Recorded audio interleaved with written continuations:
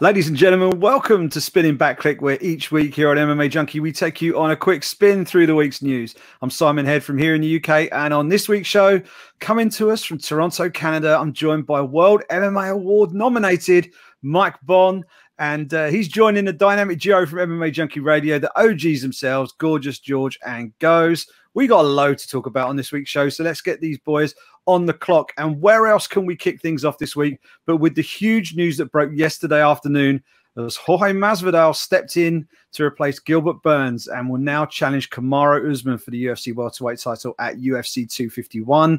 The news of Burns' enforced withdrawal was a bit of a shock given his failed COVID-19 test, but the UFC striking a deal with Masvidal after everything that had gone before it and the public disagreements over pay made the entire MMA world sit up and take notice. Let's kick off this week's show with a quick reaction from you guys. What was your first reaction when you heard that Masvidal was stepping in? And just how surprised are you to hear that this fight is actually taking place this weekend? We'll kick off with 3 minutes on the clock. Mike, lead us off. Definitely a little surprised, just not because Masvidal wants to fight. I mean, that part is not surprising. His name is Game Bread for a reason. I'm not surprised he wants to take a fight on short notice like this. It's just all the logistics behind it. First, the contract that they were able to get that sorted, and then just figuring out how to get both him and Kamaru Usman to Abu Dhabi on this shortened window they have. I mean, everyone else who's competing on this card left last Friday to go over to Abu Dhabi from the United States or everywhere else across the world. So their window is even shorter now. The weight cut's going to be more challenging, just all these different elements that go in. That's really the most surprising thing. But the UFC, historically, man, they know how to do work under pressure and on short notice and things like this. This is actually when they do some of their finest work historically. So the fact that they were able to get that together, I guess not a huge shocker, but just under these circumstances, it is pretty insane and a little surprising that we ended up getting the bigger fight out of all this. Yeah, it's pretty incredible, George. I mean, the Gilbert Burns fight was obviously an interesting fight, and it sort of sucks for him that he's missing out. But the fans are getting the fight that they want right now. I mean, how shocked were you when you found out that this was actually going to happen? Boy, you know, I was back and forth. On the one hand, you know, I saw him and Colby Covington tweeting that they want a part of it. But once Usman didn't board the plane, I just thought that's kind of cutting it close. That is a long flight and all the different protocols that they have to go through. More than likely, this will just have to happen like later this summer, I guess, and not necessarily Covington or Masvidal, but sticking to Burns versus Usman. However, again, you're on both sides of it because, like Mike said, I mean, the UFC, that's what they live for. Almost sometimes you want to believe. I mean, not necessarily. They don't want these problems, but they love solving these problems. And Dana White has been open about it. During COVID-19, he says, just give me the challenges. I'm here to solve them. So not necessarily too surprised. I'm glad it happened. This should have been the original. I mean, this was the original booking. All credit to Burns, who stepped up on, you know, short notice, and he's been on fire, and we want him to have a quick recovery. But I think the fans are getting what they wanted, what should have originally happened, except here in Vegas. Yeah, absolutely. And it gives us the fight that I think most people wanted, Goes. I mean, what was your take when you saw that this one's actually coming to fruition after all? Yeah, I couldn't believe that. I knew positive tests would happen, but not in the main event. These are guys that make a little bit more money. I thought that maybe that money could isolate them a little bit better. Props to the UFC for making that adjustment. If this was the first week of all this, guys, we wouldn't have known this until they actually arrived. The fact that you get a guy like Masvidal involved in this, he would have been the last name I would have picked because they've been trading barbs on social media. They haven't been getting along. So for the UFC to step up and squash whatever was going on between those two, props to everyone involved. Absolutely. And now we know the fight's happening, guys. I guess it's time to start looking at what's at stake as Usman puts his 170-pound title on the line against Masvidal this coming weekend. Now, as we know, it's a short notice fight for both men who've signed to face each other with just 6 days' notice. And they're going to fly over to Abu Dhabi pretty much now, I would imagine, getting on a plane. But which man is taking the bigger risk in this fight? Is it Usman, the defending champion, who's agreeing to a very dangerous opponent change with very little time to adjust? Or is it Masvidal, who wants his big title shot and is cashing in his chips now on a short notice opportunity against a man who's pretty much had a full training camp? We'll do 3 minutes on the clock again for this one. George, you can go first. Well, I would say that it's pretty simple. I think Masvidal's taking the biggest risk because he didn't have the benefit of a full camp. I mean, I think he shut it down about 5 weeks ago when they went in the direction of Burns. And now he did tell us back in April when we had our 13-year anniversary show, I moved in my coach, Paulinho Hernandez, with me when I bought myself a big house. I always wanted to have my coach near me. That way we can train in the morning, afternoon, evening, or even at 1 a.m. So has he been breaking a sweat? Sure he has. You know, and so it's not like he's been behind the 8 ball, but that's not a whole camp either. Now, Usman's also had some struggles. They split the camp in 2. He didn't have the benefit of his coach, Henry Hoof, the whole time. Man, you know, both sides honestly are coming up a little, you know, limping in a little bit, but I would say Masvidal's taking the bigger risk. Yeah, where do you see this goes? Who's going in there with the bigger risk? Who's in better shape going into Fight Night this weekend? I'd have to say Kamaru Usman's going to be in better shape for sure. He's got a full camp. The bigger risk, it's really, really close, guys. I'm gonna say Masvidal as well, just because I don't care what kind of shape you're in, whether you stay in shape or whatever. There's a difference between staying in shape and being title fight ready, and that's so difficult. We've seen Jorge Masvidal in this situation before when he fought Benson Henderson and had to travel across the world. Kind of the same situation on short notice. He had a little bit more time there, but he looked pretty decent in that fight. He looked really good, but the one thing that we were left with at the end of the fight was, I think if we had a full camp Masvidal, that fight could have gone a different way, and I'd hate for him to have that feeling in a title fight. So it's very difficult here, guys. He's got a lot to protect. He's got that BMF title, right? The baddest motherfucker on the planet. Like, come on. That's something you got to protect, but he's got that little loophole where even if he were to lose this fight, he's kind of got that Conor thing where you can always go back and say, well, let's do the Nate Diaz rematch. Hey, there's unsolved business there with Rocky, right? There's Colby Covington. You could always do that. So he has lives, but I think he's still taking the biggest risk here. Yeah, what do you think, Mike? I mean, as Goes just said, he had options galore that he potentially could have followed, but is he doing the right thing taking this on short notice, do you think, Masvidal? I think he is. I mean, if we're talking about who's taking the bigger risk, I gotta disagree with both guys. I think it is Kamaru Usman. It's always the champion in these conditions. I mean, look at how much all this coming together. He is the one who is fighting the guy that if he loses, he lost to someone on short notice who didn't have the full camp. Yada yada yada. Jorge Masvidal not supposed to be here in the minds of a lot of people. He was the 2019 Fighter of the Year. He really brought himself back up to this point, and I think a lot of people thought he would never get this opportunity. So for him, this is icing in a lot of ways. If he can win, it's great. But for Kamaru Usman, he's got the winning streak. He's trying to make this big legacy. He is the champion. He ultimately, just in that position alone, has more to lose here. Yeah, it's a fascinating fight. They're both coming in with slight caveats over their preparation, but it should be an absolute barnstormer of a fight on Fight Night. Someone else who's going to be making a few headlines at the end of Fight Night, I would imagine, is Paige Van Zandt. This weekend's event sees her compete in the final fight of her current UFC contract.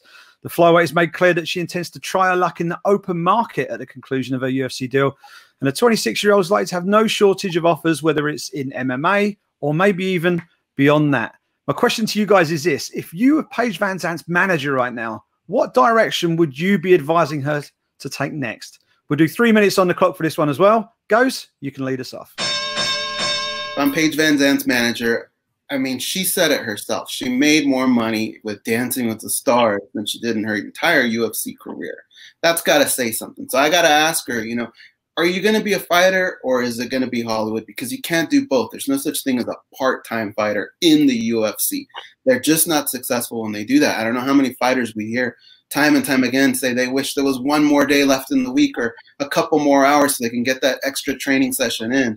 This is a dangerous sport. It can go wrong if you're not putting everything in. So after this fight, I would say if you want to continue your MMA career, then we're going to have to look to somewhere that's going to have something almost like a PFL that has like an off season, or maybe Bellator that will play a little bit with the strengths that you have, things giving you time off to do things that maybe like Conor McGregor, he's got his whiskey, right? I don't know. She could do some sort of fitness line, something that she can do on the side, but not have to take up all of her time at the same time.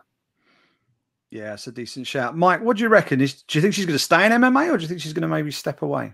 I think she'll stay in MMA almost for sure. I think she's got a few years left in her, and I think she's got a lot of lost time she wants to make up to from all the injuries. It's tough, though. If you go back to the original question, what is her manager supposed to do in this situation?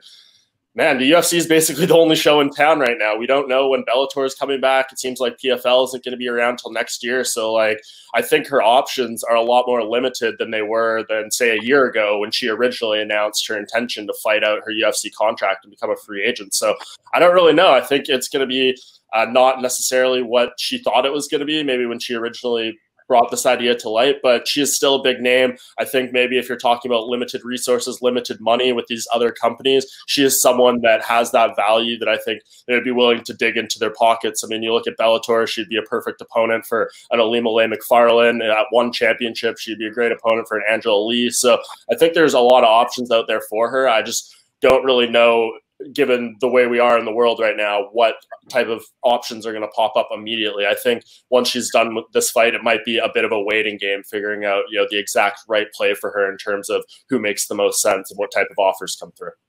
Yeah, it's a good shout. It's a strange landscape right now, George. I mean, what direction would you be looking to guide her down?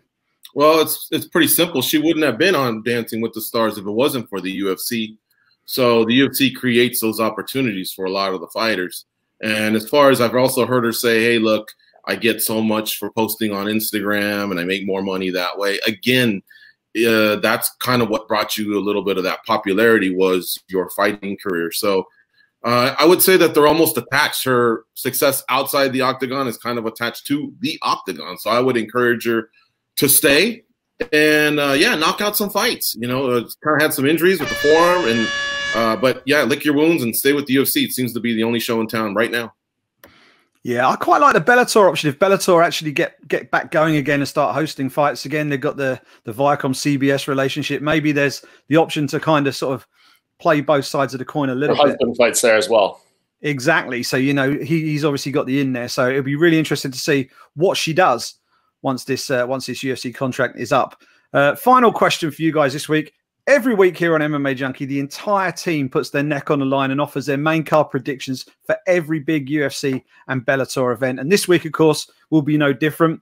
And you'll be able to check out our individual staff picks on Friday on the MMA Junkie website. But by way of a teaser, seeing as it's such a huge weekend, let's take a broader view of the 3 title fights on the card this weekend. We know there's going to be at least one new champion, with Peter Yan and Jose Aldo set to do battle for the vacant bantamweight belt.